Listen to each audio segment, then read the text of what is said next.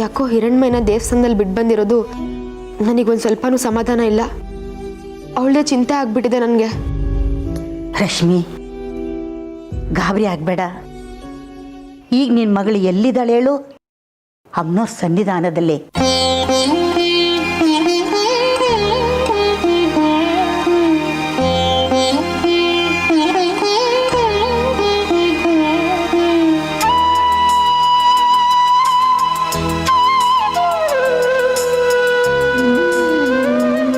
ಬಾಲಾಂಬಿಕೆ ಆಗುವ ಕಡೆ ಹಂತದಲ್ಲಿದ್ದಾಳೆ. ಅದು ನಿನ್ನ ಮಗಳು ಪುಣ್ಯ ಅನ್ಕೋ, ಯೋಚನೆ ಮಾಡಬೇಡ. ಅವಳೊಬ್ಳೇ ಇದ್ದಿದ್ರೆ ನನಗೆ ಚಿಂತೆ ಇರ್ತಾ ಇರಲಿಲ್ಲ ಅಜ್ಜಿ.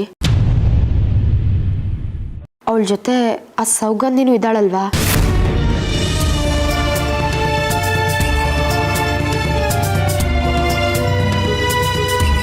ಅದಕ್ಕೆ ಮನ್ಸಲ್ಲಿ ಒಂಥರ ಕೊರಿತಾ ಇದೆ.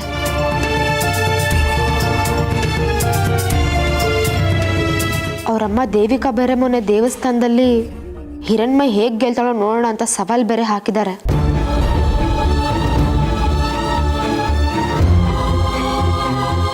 ಅದು ಅಲ್ಲದೆ ಎಲ್ಲ ಸ್ಪರ್ಧಿಗಳು ಹೋಗಿ ಅವರಿಬ್ಬರೇ ಉಳ್ಕೊಂಡಿದ್ದಾರೆ. ದೇವಸ್ಥಾನದ ಹಿಡಿತಾನು ಅವ್ರ ತಾತ ವಿರೂಪಾಕ್ಷ ಶಾಸ್ತ್ರಿಗಳ ಕೈಯಲ್ಲೇ ಇರೋದು. ಅವ್ರೇನಾದರೂ ಅವಳಿಗೆ ಹೆಚ್ಚು ಕಡಿಮೆ ಮಾಡಿಬಿಡ್ತಾರೆ ಅಂತ ಭಯ ನನಗೆ.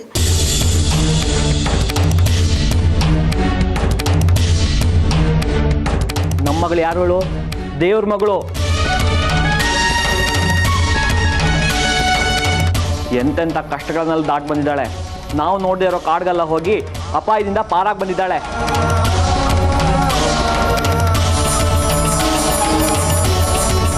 ಅಜ್ಜಿ ಹೇಳಿದಾಗೆ ನೀನು ಏನೇನೋ ಯೋಚನೆ ಮಾಡಿ ಆರೋಗ್ಯನ ಹಾಳು ಮಾಡ್ಕೋಬೇಡ.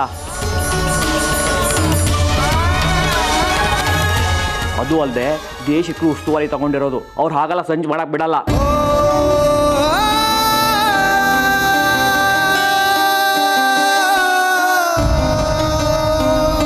ನಾನು ಮಾತ್ರ ಹಿರಣ್ಮಯ್ಯಗೆ ಏನಾದರೂ ಆಗುತ್ತೆ ಅಂತ ಕೊರ್ಗೋದು ಯಾಕೆ?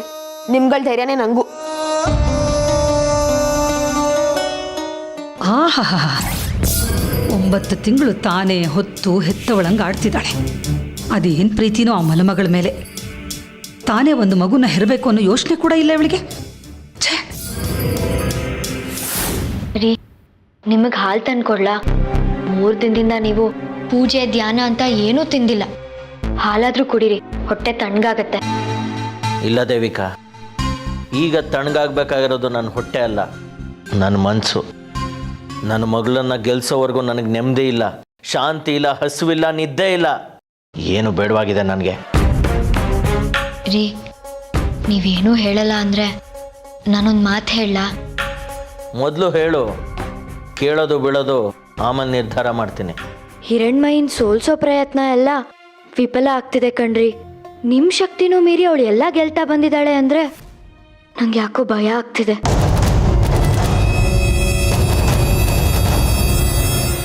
ನಾವು ಹೀಗೆ ಪ್ರತಿ ಹೆಜ್ಜೆನೂ ಅಮ್ಮನವ್ರನ್ನ ಎದುರಾಕೊಂಡು ಅವ್ರ ಕೋಪಕ್ಕೆ ತುತ್ತಾದ್ರೆ ನಮ್ಮ ಬದುಕು ಎಲ್ಲಿ ಹೋಗಿ ಮುಟ್ಟುತ್ತೆ ಹೇಳಿ? ಅಂದರೆ ನಿನಗೂ ಭಯ ಶುರು ಆಯ್ತಾ ಅಥವಾ ನನ್ನ ಮೇಲೆ ನಂಬಿಕೆ ಹೋಯ್ತಾ? ಅಲ್ಲ ರೀ, ಈ ವಿಷಯಕ್ಕೆ ಅಮ್ಮನವ್ರು ಕೋಪ ಮಾಡಿಕೊಂಡ್ರೆ ನಾವು ಉಳಿತೀವ? ಮಹಾತಾಯಿ ಉರಿಗಣ್ಣನ ನಾವು ಸಹಿಸ್ಕೊಳಕ್ಕಾಗತ್ತಾ? ಅದಕ್ಕೆ ಏನು ಮಾಡಬೇಕು ಅಂತ ನಿನ್ನ ಸಲಹೆ? ಬಿಟ್ಬಿಡೋಣ ರೀ ಈ ಸ್ಪರ್ಧೆ ವಿಚಾರನ ಇಲ್ಲಿಗೆ.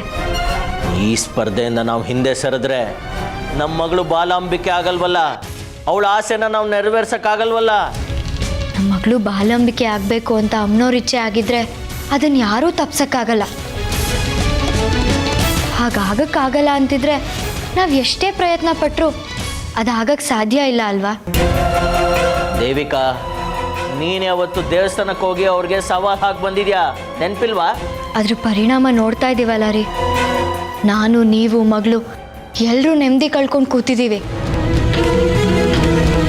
ಬೇಕಾಗಿರ್ಲಿಲ್ಲ ನಮ್ಗೆ ಈ ಸ್ಪರ್ಧೆ. ಬಿಟ್ಬಿಡೋಣ ಇಲ್ಲಿಗಿದನ್ನ. ನಮ್ಮ ಮಗಳು ಸೌಗಂಧಿಗೆ ನಾನು ಸಮಾಧಾನ ಮಾಡ್ತೀನಿ, ತಿಳಿಸಿ ಹೇಳ್ತೀನಿ. ಇಲ್ಲ ದೇವಿಕಾ, ಈಗ ನೀನು ಹೇಳೋ ಹಾಗೆ ಅಷ್ಟು ಸುಲಭವಾಗಿ ಸೋಲನ್ನು ಒಪ್ಕೊಳ್ಳೋಕೆ ಸಾಧ್ಯನೇ ಇಲ್ಲ. ಈಗ ಹಾಗೆಲ್ಲ ಹಿಂತೆಗೆಯೋಕೆ ನಾನೇನು ಸಾಮಾನ್ಯವಾದ ವ್ಯಕ್ತಿ ಅಲ್ಲ ದೇವಿಕಾ. ವೇದಶಾಸ್ತ್ರ ಪಾರಾಯಣ ಮಾಡಿರೋ ವಿರೂಪಾಕ್ಷ ಶಾಸ್ತ್ರಿಗಳ ಮಗ. ಹಿಮಾಲಯ ಕಾಶಿಗೆಲ್ಲ ಹೋಗಿ ವೇದ ಮಂತ್ರ ತಂತ್ರಗಳನ್ನ ಕರಗತ ಮಾಡ್ಕೊಂಡು ಬಂದಿರೋನು. ಆ ಮಹಾತಾಯಿ ಕೇವಲ ಹಿರಣ್ಮಯಿ ಸ್ವತ್ತಲ್ಲ, ಅವಳು ಇಡೀ ಬ್ರಹ್ಮಾಂಡಕ್ಕೆ ಬೇಕು.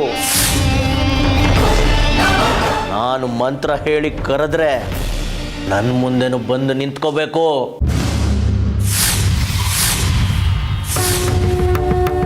ಇದೇನ್ರಿ ನಿಮ್ಮ ಆವೇಶ? ನಿಮ್ಮ ಹಠಮಾರಿತನ ನೋಡ್ತಿದ್ರೆ ನಂಗೂ ಭಯ ಆಗ್ತಿದೆ. ಬರ್ತಾ ಬರ್ತಾ ನೀವು ನಿಮ್ಮ ಅಪ್ಪನ ಥರ ಆಗ್ತಿದ್ದೀರಾ.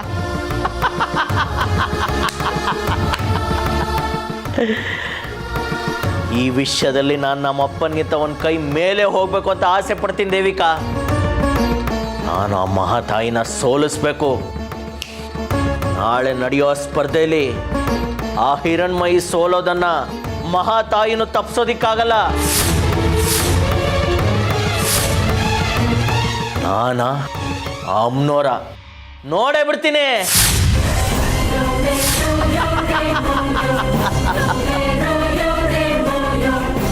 ನಾವೊಂದು ಬಗೆದ್ರೆ ದೈವನೇ ಇನ್ನೊಂದು ಬಗೆತಿದೆ. ಅದು ಯಾಕೆ ಇವ್ರಿಗೆ ಅರ್ಥ ಆಗ್ತಿಲ್ಲ? ಕೆಟ್ಟವ್ರನ್ನ ಎದುರಾಕೊಂಡ್ರೆ ದೈವ ನಮ್ಮನ್ನು ಕಾಪಾಡುತ್ತೆ, ದೈವನೇ ಎದುರಾಕೊಂಡ್ರೆ ನಮ್ಮನ್ನು ಯಾರು ಕಾಪಾಡ್ತಾರೆ?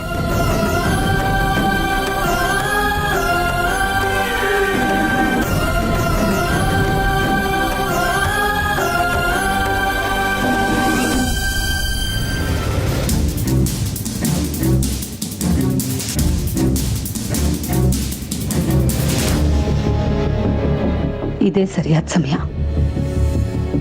ಈ ವಶೀಕರಣದ ಮದ್ದಿನ ಹಾಲನ್ನ ಕುಡಿಸ್ಬಿಟ್ರೆ ನನ್ನ ಕೆಲಸ ಸಲೀಸು. ಈಗ ಯಾರು ಇಲ್ಲಿಲ್ಲ. ಈ ಹಾಲೊಂದು ಅವಳು ಕುಡಿದು ಬಿಟ್ರೆ ಯಾವತ್ತಿದ್ರೂ ನನ್ನ ಗುಲಾಮಳಾಗೆ ಇರ್ತಾಳೆ.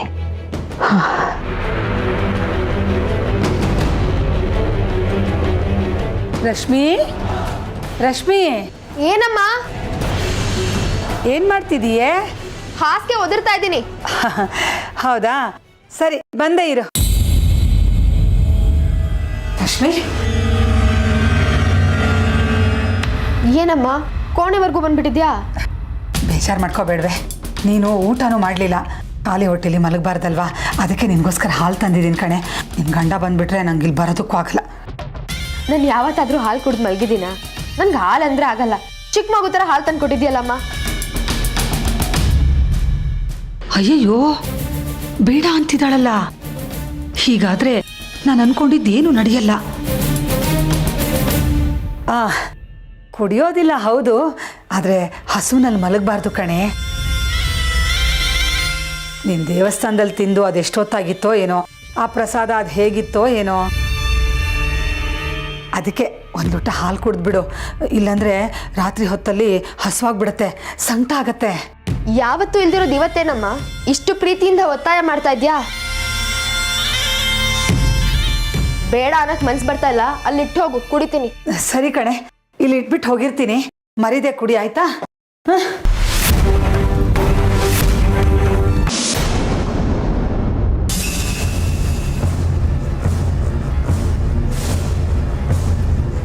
ಅಯ್ಯೋ, ಎಲ್ಲ ಅರ್ಧಂಬರ್ಧ ಆಗ್ತಿದೆಯಲ್ಲ. ಇವಳು ಕೆಲಸದ ಮಧ್ಯದಲ್ಲಿ ಹಾಲು ಕುಡಿಯೋದನ್ನೇ ಮರ್ತು ಬಿಟ್ರೆ ಏನು ಮಾಡೋದು? ನಾನು ಇಷ್ಟು ದಿವಸ ಮಾಡಿದ ಉಪಾಯ ಎಲ್ಲ ಹೊಳೆಯಲ್ಲಿ ಹುಣಸೆ ಹಣ್ಣು ತೊಳೆದಾಗುತ್ತೆ. ಹಾಸಿಗೆ ಯಾಕೆ ಮುಗ್ದಿದ್ರೆ ನಾನು ಮಲಗ್ತೀನಿ. ಏನಿದೆ ಹಾಲು? ಹಿರಣ್ಮಯಿಗೆ ಅಂತ ತಂದ?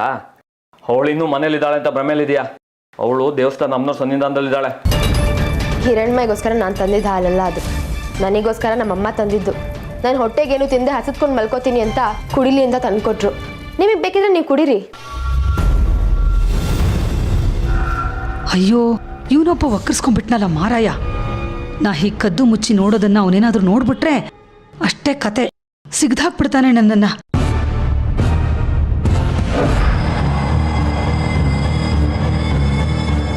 ಬೇಕಾದ್ರೆ ಕುಡೀರಿ ಅಂತ ಹೇಳ್ದೆ, ಅದ್ರಲ್ಲೂ ಏನು ತೆಗಿತಾ ಇದ್ದೀರಾ? ನಿನಗೆ ಕೆನೆ ಅಂದ್ರೆ ಆಗಲ್ವಲ್ಲ, ಅದಕ್ಕೆ ಕೆನೆ ತೆಗಿತಿದ್ದೀನಿ. ಅಯ್ಯಯ್ಯೋ, ಇವನ್ ಕುಡಿದ್ರೆ ಏನ್ ಗತಿ? ಮೊದಲೇ ಹುಚ್ಚ, ಒಂದು ಹೋಗಿ ಇನ್ನೊಂದಾದ್ರೆ ದೇವ್ರೇ ಗತಿ. ನಾನು ಊಟ ಮಾಡಿ ಬಂದಿದ್ದೀನಿ, ನೀನೇ ಹಸ್ಕೊಂಡಿರೋಳು. ಒಂದೊತ್ತಿನಲ್ಲಿ ಹಸುವಾಗುತ್ತೆ, ಕುಡಿದು ಮಲಗು. ಅಬ್ಬಾ, ಬದುಕಿದೆಯಾ ಬಡಜೀವವೇ? ಇದು ಹೀಗೆ ಸಾಗಿದ್ರೆ ಚೂಟಾಟನೇ ಆಗತ್ತೆ. ಏನಾದರೂ ಮಾಡಬೇಕಲ್ವಾ?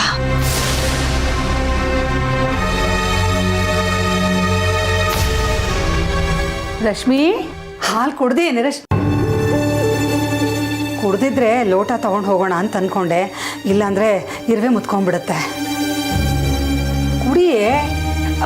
ಅಳಿಯಂದ್ರು ಊಟ ಮಾಡಿದ್ದಾರೆ, ನೀನು ಉಪವಾಸದಲ್ಲಿದೆಯಲ್ಲ, ಕುಡಿ.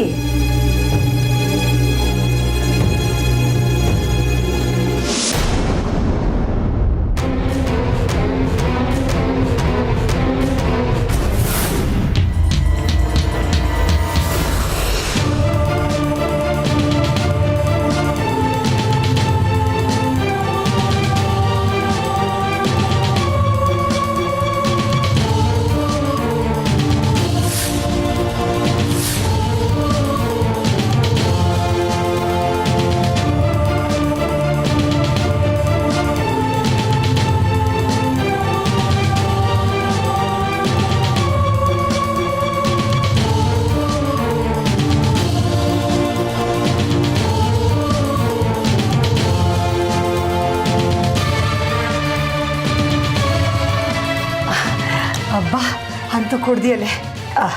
ತಪ್ಪು ತಿಳ್ಕೊಬೇಡಿ ಅಳಿ, ಅಂದರೆ ನೀವು ಮಲ್ಗೋ ಕುಣಿಗೆ ಬಂದುಬಿಟ್ಟಿದ್ದೀನಿ ಅಂತ. ಇನ್ನೇನು ಬರಲ್ಲ, ನಾನು ನೆಮ್ಮದಿಯಾಗಿ ಮಲ್ಕೊಳ್ಳಿ.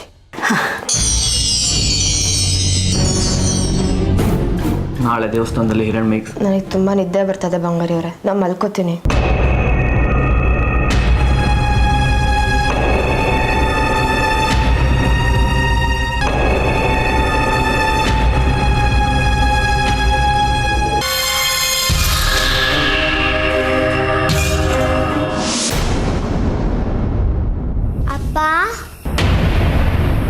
ಅಪ್ಪ, ಅಪ್ಪ,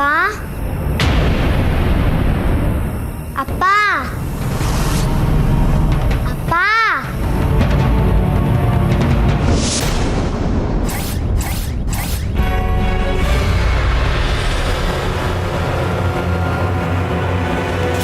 ಏಯ್, ಏನು ಬೇಕು? ಏನು ಬೇಕು ನಿಮಗೆ? ಯಾಕೆ ಹೀಗೆ ನನ್ನ ಮಗಳು ಚಿತ್ರಿಕೆಗಳ ಥರ ಗೋಚರಿಸ್ತಿದ್ದೀರಾ? ಅಪ್ಪ, ಈ ಸ್ಪರ್ಧೆಲಿ ನಾನು ಗೆಲ್ತೀನಿ ಅಂತ ಹೇಳಿದ್ದೀರಲ್ಲ, ನಾನು ನಿಜ ಗೆಲ್ತೀನ ಅಪ್ಪ? ನಾನೇ ಬಾಲಾಂಬಿಕೆ ಆಗ್ತೀನಿ, ನೀನೇನು ಚಿಂತೆ ಮಾಡಬೇಡ ಅಂತ ಹೇಳಿದ್ರಿ. ನಿಜವಾಗ್ಲೂ ನನಗೆ ಬಾಲಾಂಬಿಕೆ ಮಾಡೋದಕ್ಕೆ ನಿಮಗೆ ಶಕ್ತಿ ಇದೆಯಾ ಅಪ್ಪ? ನೀನು ಮಾಡಿರೋ ಪ್ರಯೋಗ ಎಲ್ಲ ಮೀರಿ ಆ ಹಿರಣ್ಮಯಿ ಗೆಲ್ತಾ ಇದ್ದಾಳೆ, ನಾನೆಲ್ಲ ಸೋಲ್ತಾನೆ ಇದ್ದೀನಿ. ಇದು ಹೇಗಪ್ಪ ಸಾಧ್ಯ ಆಯಿತು? ಅವಳಿಗೆ ಮಹಾತಾಯಿ ಅನುಗ್ರಹ ಇದೆ, ಅವಳನ್ನ ನೀವೇನು ಮಾಡೋಕ್ಕಾಗಲ್ಲ.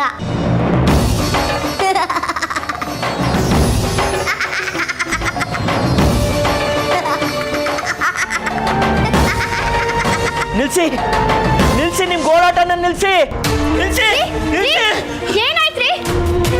ಏನಾಯ್ತ್ರಿ?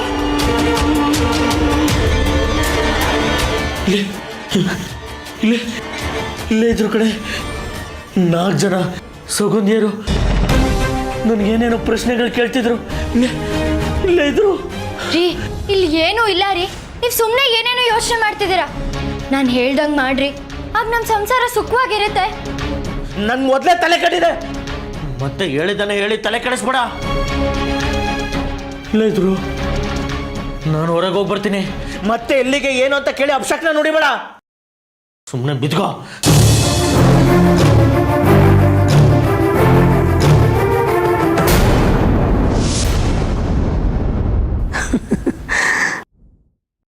ಆಯ್ತು, ಇನ್ನಾಯ್ತು. ನನ್ನ ಮಗಳು ರಶ್ಮಿ ನನ್ನ ಕೈ ವಶ ಆಗ್ಬಿಟ್ಲು. ಇನ್ನೇನಿದ್ರು ಅವಳು ನನ್ನ ಕೈ ಗೊಂಬೆ. ನಾ ಕೀ ಕೊಟ್ರೆ ಮಾತ್ರ ನಡೀತಾಳೆ. ಅವಳು ಕೂತ್ಕೊಳ್ಳೋದಕ್ಕೂ ಹೇಳೋದಕ್ಕೂ ನನ್ನ ಅನುಮತಿ ಪಡಿಬೇಕು. ಇನ್ಮೇಲೆ ಯಾರು ನನ್ನನ್ನು ದೋಷಿ ಅಂತ ಅನ್ಕೊಳ್ಳೋದಿಲ್ಲ ಈ ಮನೇಲಿ. ನನಗೆ ಬೇಕಾಗಿರೋ ಕೆಲಸನೆಲ್ಲ ಅವಳ ಹತ್ರನೇ ಮಾಡಿಸ್ತೀನಿ.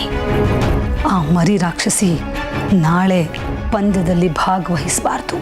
ಹಾಗೆ ರಶ್ಮಿ ಹೇಳೋ ಹಾಗೆ ಮಾಡ್ತೀನಿ. ಆ ಮರಿ ರಾಕ್ಷಸಿ ಮನೆಗೆ ಬಂದಮೇಲೆ ರಶ್ಮಿನೇ ಮನೆಯಿಂದ ಆಚೆ ಹೋಗು ಅಂತ ಹೇಳಬೇಕು. ಹಾಕಿ ಕೊಡ್ತೀನಿ. ಆದರೆ ನಾನು ಮಾತ್ರ ಅಯ್ಯೋ ಪಾಪ ಮಗು ಅಂತ ಕರುಣೆ ತೋರಿಸ್ತೀನಿ. ಆಗ ಈ ಮನೆಯವ್ರಿಗೆ ಯಾರಿಗೂ ಅನುಮಾನ ಬರಲ್ಲ. ಇಷ್ಟು ದಿವಸ ನಾನು ಆ ಹಿರಣ್ಮಯಿ ಈ ಮನೆಗೆ ಶತ್ರು ಆಗಿದ್ದೆ ಅಂದ್ಕೊಂಡಿದ್ರು. ಆದರೆ ಈ ವಿಷಯದಲ್ಲಿ ನನ್ನನ್ನು ಯಾರೂ ದೋಷಿ ಅಂತ ನೋಡಲ್ಲ. ಅಪ್ಪ ಸದ್ಯ ಇಷ್ಟು ದಿನದ ಮೇಲಾದರೂ ನನ್ನ ಉಪಾಯ ಫಲಿಸ್ತೋ. ಅದಕ್ಕೋಸ್ಕರ ಎಷ್ಟು ಕಷ್ಟಪಟ್ಟೆ. ಊರವ್ರ ಮುಂದೆ ಎಲ್ಲ ಅವಮಾನ ಪಟ್ಕೊಂಡೆ. ಇನ್ನು ಮುಂದೆ ಆ ಮರಿ ರಾಕ್ಷಸಿನ ಈ ಮನೆಯಿಂದ ಓಡಿಸ್ತೀನಿ.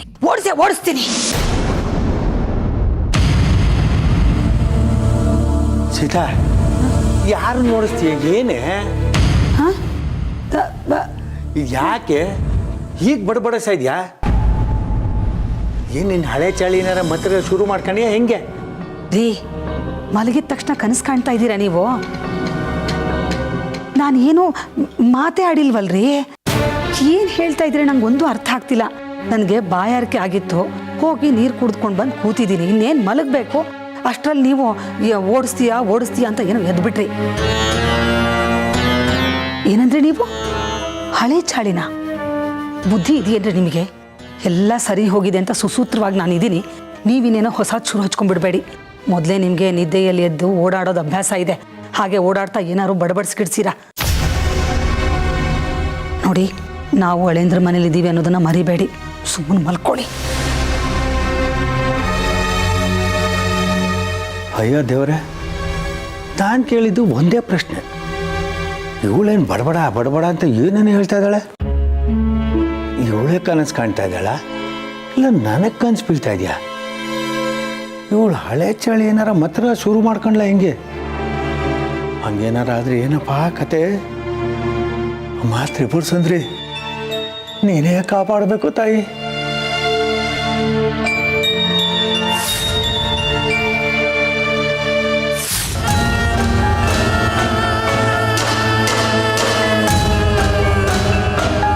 ಪಂಚಾಕ್ಷರಿ, ಪಂಚಾಕ್ಷರಿ, ಪಂಚಾಕ್ಷರಿ.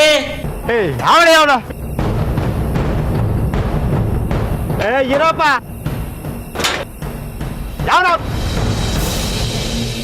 ನಾನು ಆಗ್ಲಿಂದ ಬಾಗ್ಲು ತಡ್ತಾ ಇದ್ದೇನೆ. ಬಾಗ್ಲು ತೆಗಿಯಕ್ಕೆ ಏನಾಗಿತ್ತಯ್ಯ? ಮಕ್ಕಳನ್ನ ಹೀಗೆ ನಾನು ನೋಡ್ಕೊಳ್ಳೋದು? ಕೂತ್ರು ನಿದ್ದೆ, ನಿಂತರು ನಿದ್ದೆ, ಸದಾ ನಿದ್ದೆಲ್ಲೇ ಇರೋ. ಅದು ಹಂಗಲ್ಲ ಚಿಕ್ಕ ಯಜಮಾನ್ರೆ, ಅದು ಸ್ಪರ್ಧೆಯಲ್ಲಿ ಓಡಾಡಿ ಮೈಕೈ ಸುಸ್ತಾಗಿತ್ತು. ನಂಗೆ ಗೊತ್ತಿಲ್ದಂಗೆ ಒಂದು ಸಣ್ಣದಾಗಿ ಸಕ್ಕರೆ ನಿದ್ದೆ ಮಾಡ್ಬಿಟ್ಟೆ ಅಷ್ಟೇ. ಇಲ್ಲಾಂದ್ರೆ ಯಾವಾಗಲೂ ಎಚ್ಚರವಾಗಿ ಇರ್ತೀನಿ ನಾನು. ಹೌದು, ನೀವೇನು ಇಷ್ಟೊತ್ತಲ್ಲಿ ದೇವಸ್ಥಾನಕ್ಕೆ ಬಂದಿದ್ದೀರಿ? ನಾನು ಈಗಲೇ ಹಿರಣ್ಮಯಿ ನೋಡಬೇಕು.